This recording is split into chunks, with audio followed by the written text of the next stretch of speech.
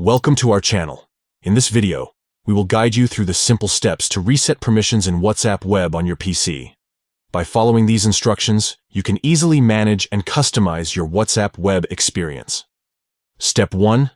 Open WhatsApp Web. Step 2. Access site information. Once WhatsApp Web is loaded, look for the web address at the top of your browser. Next to it, you will find a small icon. Click on it to access the site information menu. Step 3. Reset permissions. Within the site information menu, locate and click on the option that says Reset Permissions.